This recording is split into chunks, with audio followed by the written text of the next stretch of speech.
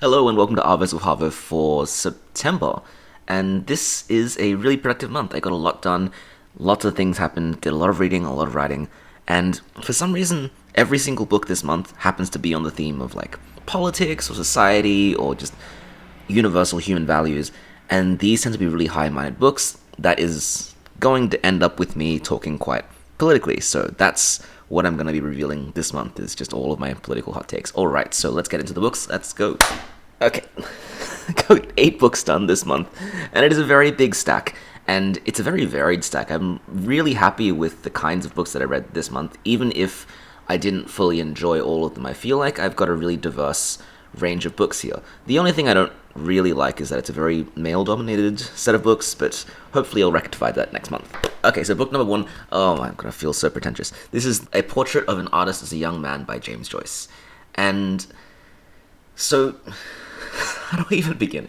Ulysses is that one book that everyone thinks about infamously, right? Like, if you think about difficult literature, difficult novels, the one that everybody knows, everyone talks about, is Ulysses. And everybody says that if you want to get into Ulysses, you probably should read A Portrait of an Artist as a Young Man first, because they have the same character, and they have a shared style, but A Portrait of an Artist as a Young Man is a little bit more accessible.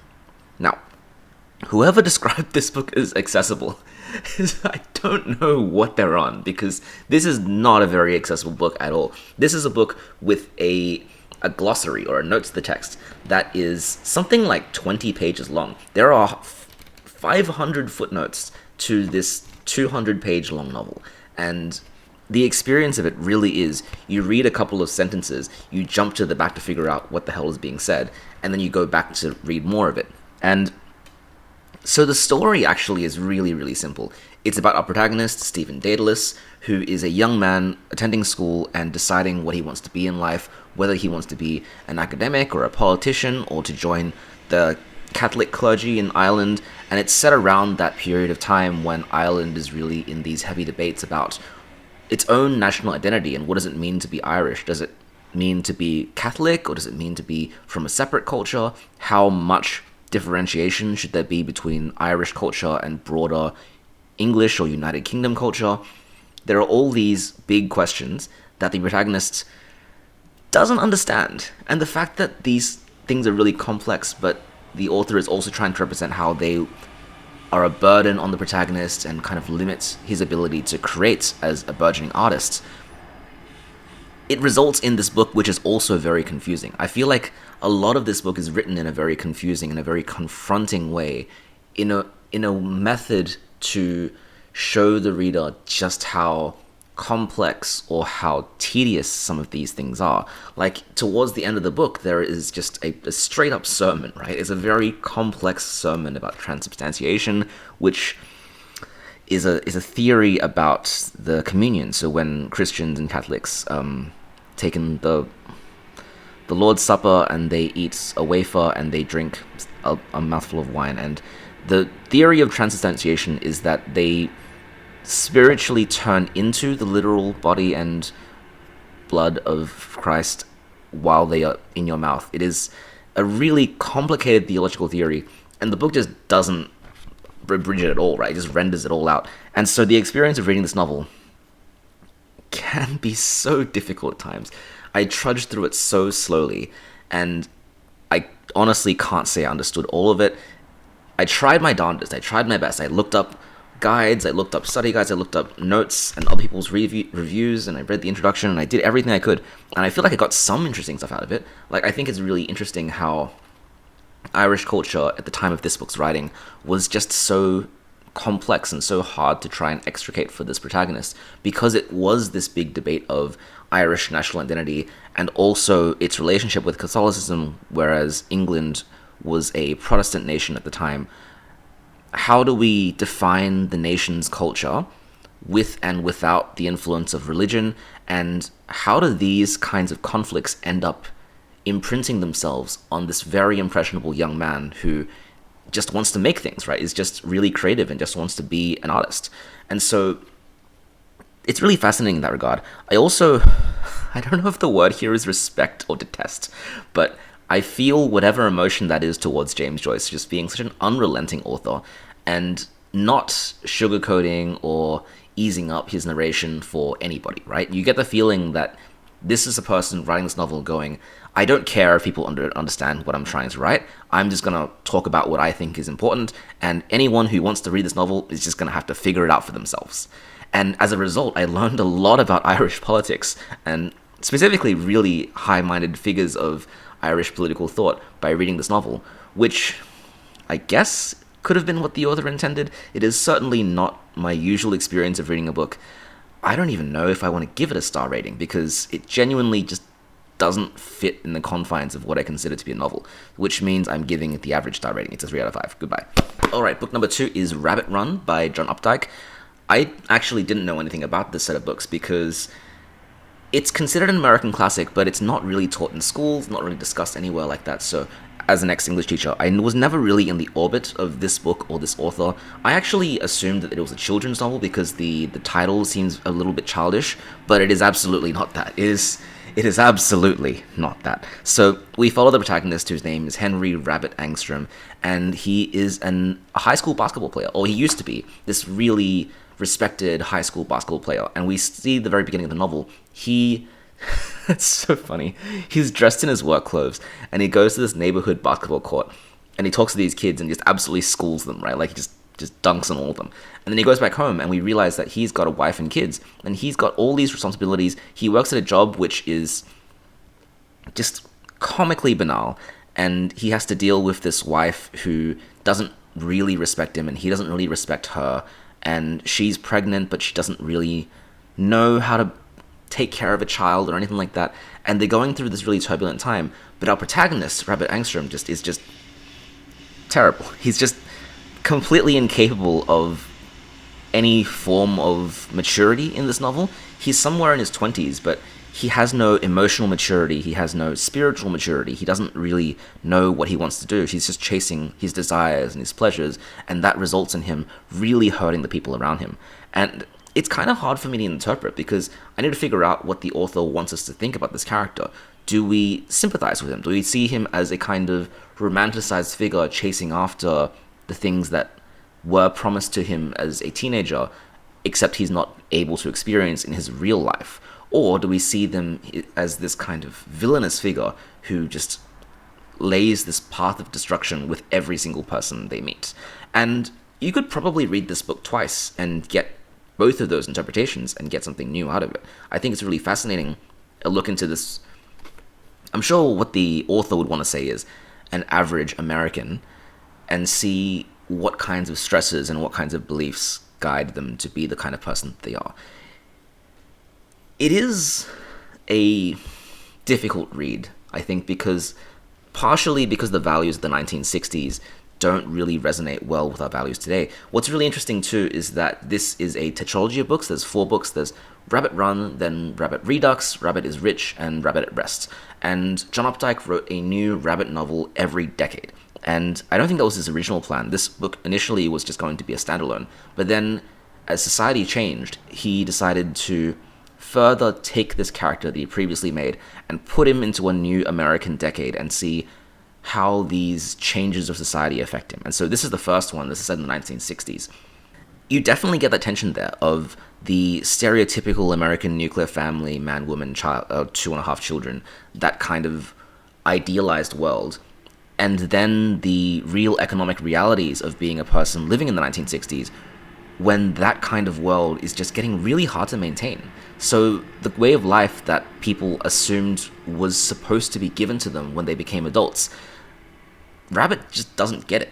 And so that results in the kinds of romantic soul-searching that he ends up going on, and it ends up just hurting everybody in the way. So it's a really fascinating novel. The other thing that I find really interesting too is that this is not really a book that appears on a lot of ban lists or a lot of contentious or critiqued books lists. And it's funny because it's quite explicit. There's lots of really graphic and really unpleasant depictions of sex and violence in this book. And it's so interesting to me because I think thematically it's quite similar to Catcher in the Rye. And Catcher in the Rye came out, I think, 2 or 3 years before this. And Catcher in the Rye is known as the challenged book, right? Like, teachers try to teach it at school and everybody gets in an uproar about it.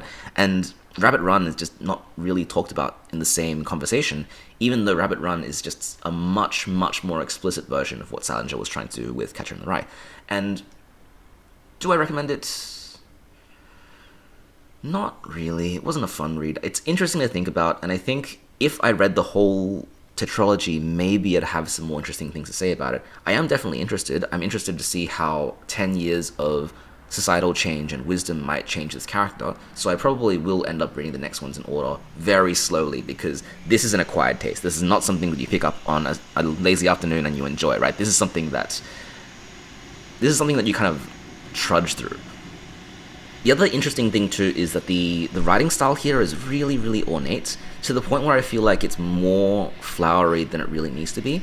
It's a book about ordinary American life, but the author really likes to go into careful details describing the environment, the trees, the streets, the subtle inflections of conversation. It means the experience of reading this book does feel a bit more like work too, because it is just wordier, it is just a bit more out there. Anyways, this is also a 3 out of 5.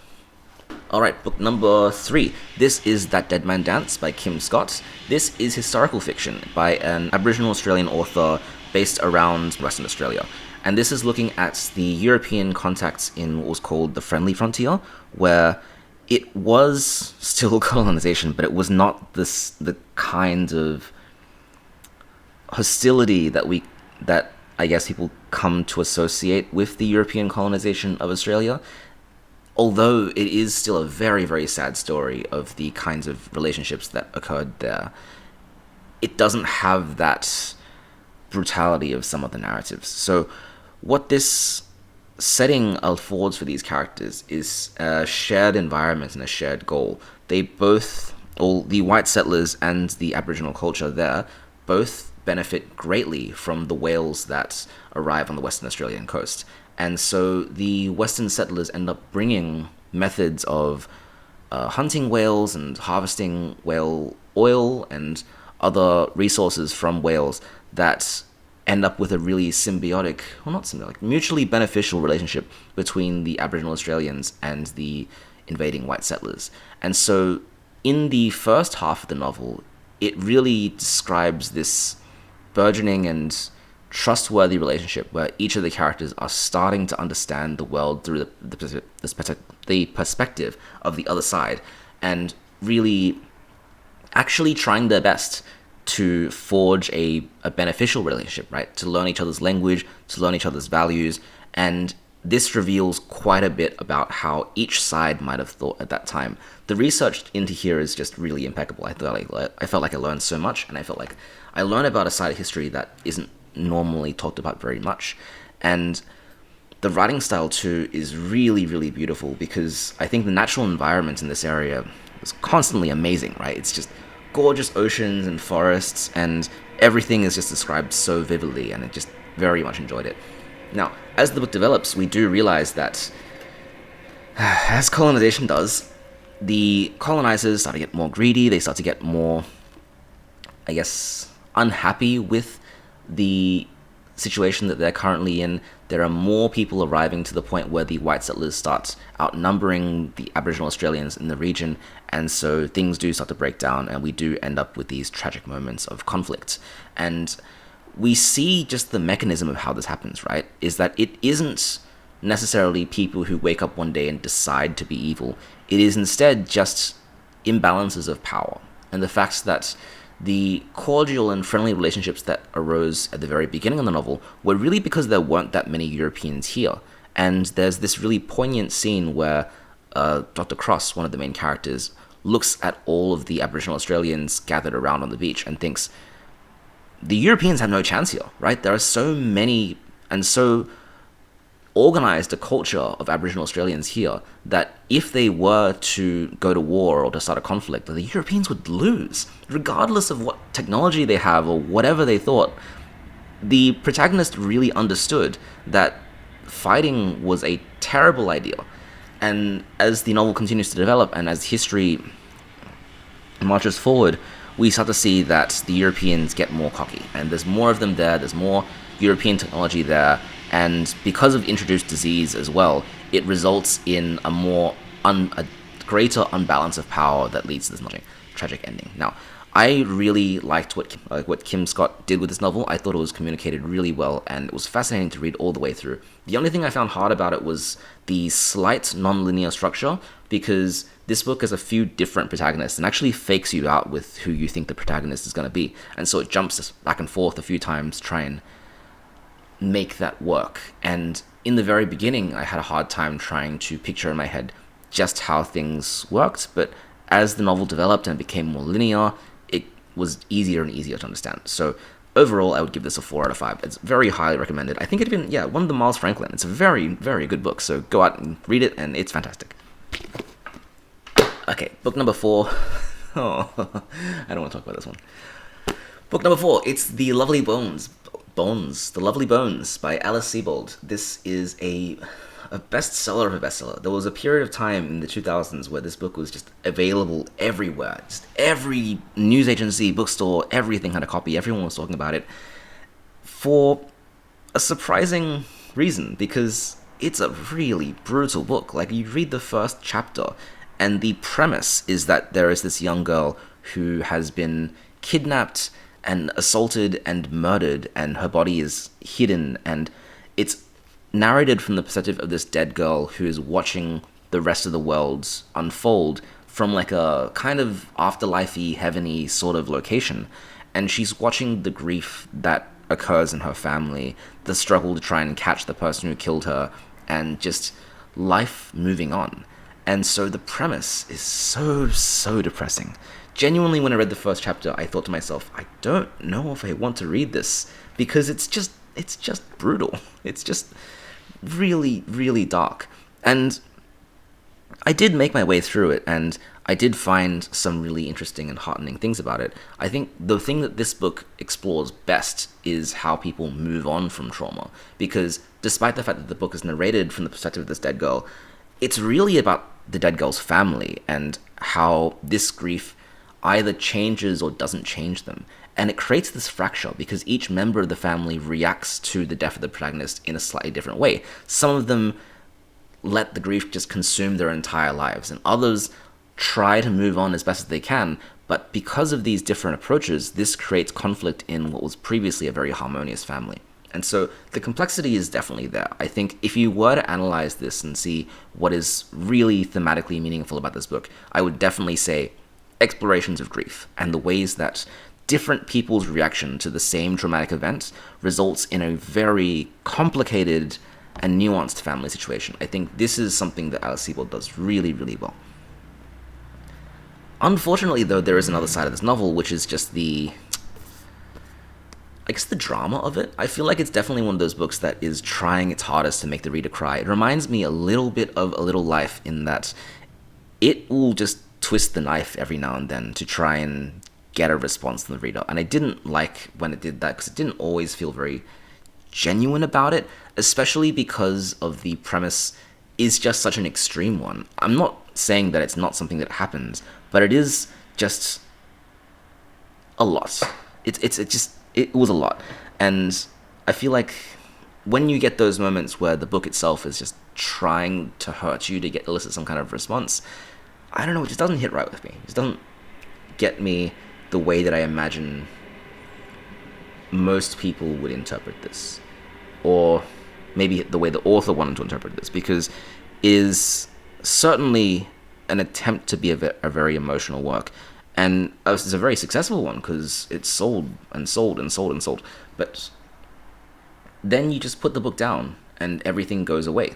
And you realize the book itself is this fantasy of binary moralities, right? A book where evil and pure and purposeless evil exists, and there are victims of this evil all the time. And you then go back to the real world and you breathe a sigh of relief and you think, that isn't relevant to me, that's not going to affect me. And so ultimately nothing comes from the predictions of trauma here. Maybe that's just me interpreting this wrong, but that's how I ended up feeling about this book, is that the actual experience of reading it is painful, tiring, horrifying, and then you put the book down and you go, phew, I'm glad that I haven't had anything like that in my life, which I think is not really the response that I should have had. Anyways, overall, I'd give this another 3 out of 5. I think there's good things about it, there's bad things about it. It's a really difficult read. There's content warnings everywhere. But yes, that's the Lily Bones. Alright, book number 4 is The Grapes of Wrath by John Steinbeck. I did not know a single thing about this book. I only know it from that one meme from The Simpsons, the ones... Here's the grapes, and here's the wrath! Also, the Bruce Springsteen album, which was called, I think, The Ghost of Tom Joad, and I realized the protagonist of this book is also called Tom Joad. Aside from that, I knew nothing. And I had read 2 Steinbeck books before this. I'd read Of Mice and Men, and I've read The Pearl. And both of those are very short books, and they're very tragic books. They're books where, because of the darkness of society, and especially the Great Depression context in which the author was writing, bad things happen to characters who cannot control their fate. That's how I would describe both Of Mice and Men and The Pearl, is that because of naivety and because of the unawareness of the dark sides of human nature, terrible, terrible things happen to essentially good people. And so I thought, that's a fun trick, right? It's emotional in each ending, but how is that going to extend for what is quite a long novel? What is a 500-page long novel? And I didn't realize how much I would enjoy The Grapes of Wrath, because I think I probably underestimated what Steinbeck was capable of doing if all I'd read from him were these short, tragic stories about bad things happening to good people. This is a journey. This is a really incredible exploration of the American identity, but also just how the American dream and how the values that have been taught to Americans manifest within the Great Depression context. It reminds me that we look at history in hindsight, and no one in the Great Depression would have pointed to their year and gone, we are currently living through the Great Depression. Everyone in the book has the values of, we just need to make it through one more day. We just need to make it through one more week. We might find somewhere that will take care of us. We might be able to find work. We might be able to save our family. And throughout the entire book, there's a woman, Rose of Sharon, in the family who is pregnant. And they say, we will find a home for this child. We will find a place where we can start a family and live safely and comfortably, because that's what Americans deserve, right? That's what all human beings deserve, is an ability to live safely and to live comfortably and to have everything that you need. And in the Great Depression context, this is all denied from the characters from the get-go. So we meet Tom Joad at the very beginning, who has been released on parole from prison. He's killed a person in a bar fight out of revenge, and he's very adamant that he would do the same thing again. But he did his time, and he was very well behaved in prison, and so he arrives back at the family house to realize that the family is about to leave their homestead of Oklahoma, travel all the way across America to California, because the banks have just taken their property. The banks have just taken away their land, and the land wasn't really arable or growing anything anyway. And so they've heard about these flyers, there's all sorts of work in California, and decided to up and go to California because there was no way that we're going to stay in their original location. And they also meet this very interesting character who's an ex-preacher named Coetzee, and he's somebody who has these really idealized values, despite the fact that he was a preacher and then he disgraced himself and he's no longer serving in that position. He views the world around him with this glowing optimism, and he tries his best to bring joy and happiness to everybody, even though he realizes that he's unable to do that as a preacher. And so we get these groups of people, and they move them across America, and in this entire journey, there is just so much sadness, because it's the reality of this family who means well and is trying best to look after their own, but the country and the culture has no interest in helping them. So they face conflicts from other workers, they face conflicts from the banks and workers' unions and employers, and because of economic forces, the Joad family just can't catch a break. And you see them just splinter away, individual members break away from the family, and all these small tragedies pile up. So it's very different from the experience of reading something like Of Mice and Men, where by the ending, it's like getting punched in the gut and then you walk away. This is a book which just holds you in that feeling of half hope, half despair for the entire journey. And you want some kind of resolution, and you see all these small glimmers of hope, but you also see just the reality of how difficult it is to live in a society where economic forces are just stacked against you. And what's really fascinating about this too is that it is very unapologetically political. It is very, very labor union, pro-labor union, very pro-socialist organization, and very anti-capitalism, because there's this fascinating chapter towards the beginning where a person's house is being foreclosed and their property is being taken away by the banks, and the person doing it, the person actually doing the demolishing, is a local from that community. And when asked, why are you doing this? You belong with us. They say, well, I need a job. I need the money because I need to feed my family. And they are not the person doing it. They say it's the banks, and they say it's people far off who are responsible for this. And the person whose house is getting destroyed says, well, I've got a gun. Who do I shoot? Right? Like, how do I solve this problem? Because I can't kill you. If I kill you, then the bank's going to send another person. But I can't kill a bank. And so there's the discussion of, how did we get society to this point where effectively monsters, these giant forces far beyond human control, are controlling humans, even though these forces were once made by humans? It's just very sad and very complex. And I really didn't think I would enjoy this book so much, but it just had so much to say. The pacing is very off, I will say, because Steinbeck, I understand he had this problem where he wanted to write about the ordinary person in America. He wanted to write about someone who wasn't educated, who wasn't able to understand the situation that was around them. And so he did that with the Joad family. But Steinbeck also wanted to make high-minded statements about politics and really philosophical statements about universal human values. And he couldn't have the Joad family doing that because they're not the kinds of people who would say things like that. And so instead, he interweaves chapters of the Joad's journey with interstitials, which have nothing really to do with the Joads themselves. It's just small vignettes or moments about businesses or the natural environment. In fact, the first chapter of this book is nothing except a description of the natural environment. And I just imagine someone like Hemingway walking in and going, you should cut that chapter out, right? This is not serving your story. But Steinbeck is really trying his best to have his cake and eat it too. He's making the Ballad of the Working Man, but he's also making this high-minded philosophical discussion. And it's just oscillating back and forth with every chapter. And it's an experience. I don't know if I agree it's the best way to go about it, but I did enjoy it quite a lot. And it gets a 5 stars from me, not because I think it's perfect, but because I think there's just so much to be gained from reading this book. And regardless of what your political views are, I think this makes a really, really fantastic argument for what this author believes in. So this is a fantastic, fantastic book. It is a slog to get through. It's very long and it's not very pacey, but it just has so much behind it. Alright, so for the Globetrotter this month, I did a double feature. I did South Africa, and I did J.M. Coetzee's Disgrace, and I did Alan Paton's Cry the Beloved Country. And I ended up reading one book about the white experience of South Africa, one book about the black experience of South Africa. Unfortunately, they're both from white authors, because I wasn't actually sure of who else to read. This was just what was recommended to me from a bookstore. But we'll talk about each of these. Okay, first one is Disgrace. This one is about a South African university lecturer who ends up in a relationship with his students and loses his job and gets exiled from his town and his university. It is about a really despicable protagonist, and as an ex-teacher, I feel like this is very uncomfortable for me to read. I do not like stories about this kind of subject matter at all. But I ended up finishing it because the writing style is really simple and kinetic.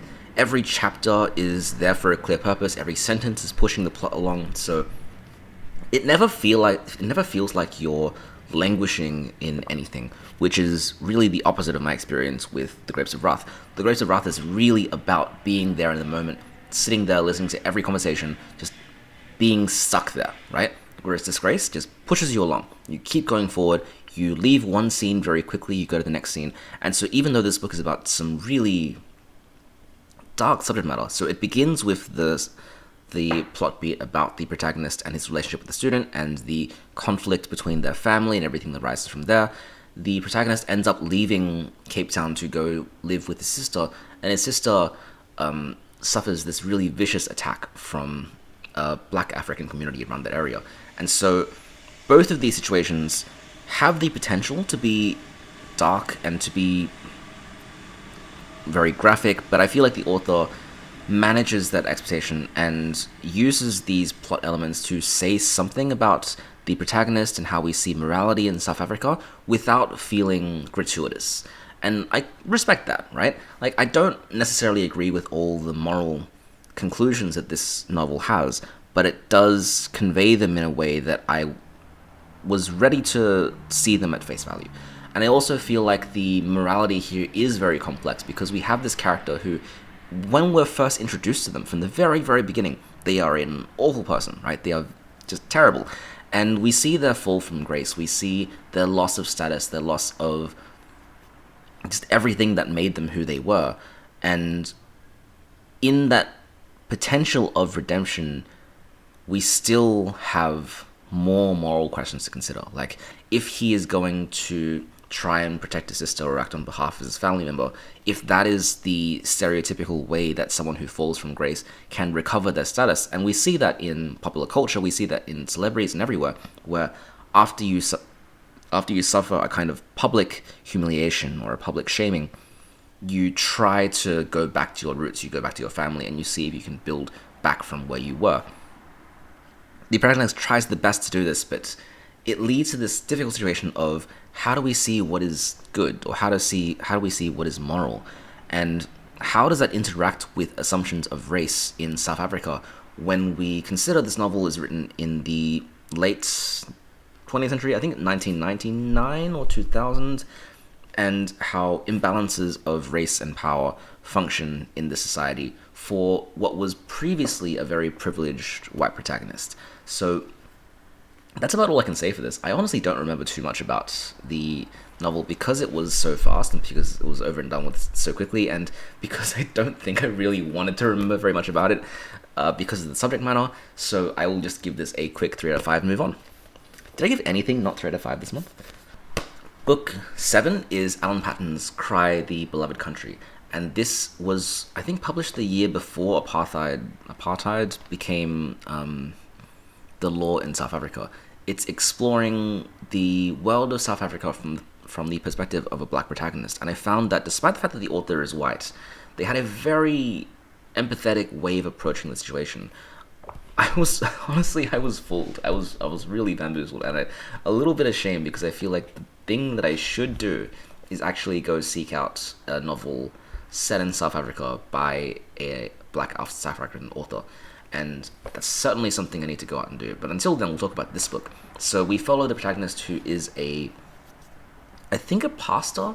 I don't know the exact word they use for it, but he's a religious leader, right? He's a spiritual leader in a regional area of South Africa, whose family, his daughter and his son, I believe, his son and his sister have gone to Johannesburg to live or work there, but they haven't really heard anything back from them. So the pastor decides to get on this train and try to find his family. And when he arrives in Johannesburg, he realizes that it is just this den of very poor conditions, right? There's crime, there is injustice, there is just all of the vices that would come from a city built upon gold mines that very quickly got very rich, but was built upon the exploitation of black people by the white settlers. And so we see Afrikaners characters, we see all the Dutch characters, we see also other white characters, and we see the African characters referred to as the natives, and the conflict that arises in that situation. It is very much about labor. So we see at first there is a bus strike, and the Africans are refusing to take buses because they're going to increase the prices to a point where even just going to work is going to cost too much money, more money than it's worth. And so we get the descriptions of Africans just walking in lines for miles back here and back every day in protest. And we get the exploration of other protests with labor and the mines, and discussions of how can the colonized subjects possibly make a living for themselves or resist the subjugation economically from the white settlers, who really are only there for the money, right?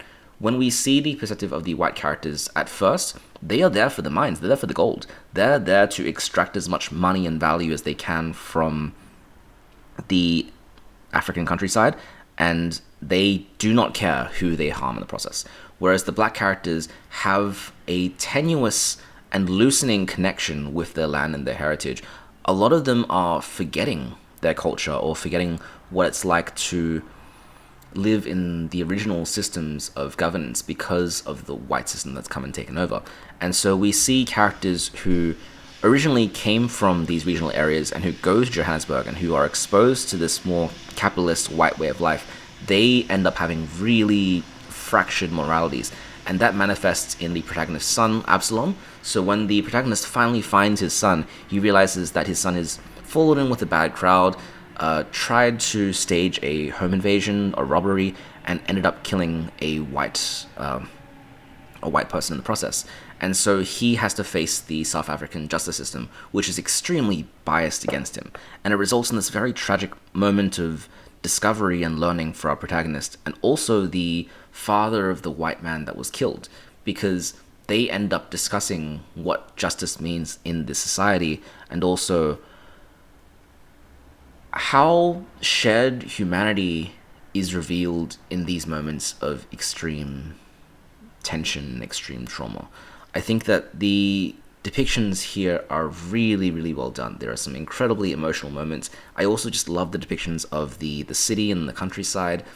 They're really, really vivid. You can see all these places so clearly, and you can understand how it feels to be there, how it feels kind of scary to be in Johannesburg, and how it feels really peaceful and healing to be in the regional areas. And all of that is just done really, really well. There's just so much empathy in this book. I feel like the way that this approaches the conflicts within South Africa, it's so tragic that after it was this publication, apartheid lasted for as long as it did, and that white South Africans decided to impose that segregation for as long as they did, because of the lack of empathy that this book is trying to depict. So I will give this a 4 out of 5. I think I did learn so much from reading this, and the structure of the narrative is just perfectly done to explore these more difficult questions of race and power in society. Alright, and last book for this month was Waist Tide by Chen Qiufan. He is a science fiction author from China. This was a book written, I think, 2013, and then it was translated by Ken Liu, who is the translator of every famous Chinese fantasy or science fiction novel, Ken Liu. And this is interesting. This is a cyberpunk novel set in the southeastern region of China, where they do a lot of technology manufacturing, and so it is also about this idea of an upper class and an underclass. There is the very rich and very powerful Chinese families which vie over this region, right? They are business families, they're business conglomerates, and each of them has some stake of the region, and they each take care of a bunch of what they call waste workers. So people are very, very low class who do very basic assembly jobs and who are in various ways technologically augmented so that their only real purpose is to do their job, and they're done so enabled and kept in these really poor conditions to try and enforce and create the lavish way of life that everyone else gets to enjoy. And this is a multi-perspective novel. We also get Scott Brandis, who is this person arriving from America to try and discuss recycling options with these three families. We get Mimi, who is a young waste worker who eventually becomes very, very powerful because of certain technological augmentations. We also get Chen, who is a expat. He was a Chinese person who went to America and ends up working for Scott, and he comes back to China and he realizes he has to choose what faction he belongs to. And reading this book, one thing I realized is that one trope I love is factions. I love factions in science fiction. I love it when there's groups of characters and each of them have different loyalties and they build towards a major conflict, but each faction has its leaders and its players and people swap sides and each faction represents something. So even in this book, for example, each of the houses, or I shouldn't call them that, each of the companies or the hierarchical lineages, they're organized by surname, and each one has a different stake of power in society. And it's so easy to follow the conflict because we get these big characters, but we also get henchmen, and we also get subordinates, and we get big groups of characters that have ongoing conflicts that are very easy to understand. I think the factions are just one of the best ways to do this in science fiction. I will say, though, that this feels like it feels like you're watching a Hollywood movie, or it feels like you're watching an anime sometimes. It feels like just a very tension-filled, fast-paced story, and a lot of the times that overrides the intention of writing an eco-thriller or writing something about actually exploring the human cost of the kind of technological advancement we have today. The one thing that always gets to me is that there's a mech in this book, and it's like a giant pilotable robot, and it results in really graphic scenes of violence, and I don't understand why there's a mech here. Like, everything else about this book feels very realistic. There is the discussions of technology, there's the kinds of advancements, the biological augmentations, all of that seems like stuff that will potentially exist in a few decades' time, and then there's the mech, and I go, that doesn't fit, it doesn't belong here. But the only reason I can purport for why there is a mech is because it would be cool for there to be a mech in this sci-fi action story. And so that's probably the way that you enjoy this book, is that it is a cool sci-fi action story. And if you read the blurb and you think it's going to be about this really hard-hitting story about the ramifications of our obsession with technological and manufacturing culture, it's not really that. It's a book which uses that as a theme to tell this really cool action story. And did I enjoy it? Yeah, it was cool. Does it mean anything? Does it last? I don't really think so. So this gets a 3 out of 5 from me as well. Alright, and that's my books of September. There's 8 books this month. Honestly, I don't remember a lot of them because I think I'm just reading too fast. Maybe I've gone past the sweet spot for each month. Maybe I should try and read a little bit less or take some notes or something, because I think what I've given today in this video is just the barest and briefest memories I have of each book without really saying anything of substance for each one. So maybe I have to switch up what I want to do. Anyways, I'm going to keep doing this for the rest of the year. I'm going to see how many books we can get to in 2022 and 2023. I'll probably adjust my reading patterns based on what I've learned from this journey. So we'll do a lot of thinking, we'll do a lot of tier lists, and I will see you next month. Okay, goodbye.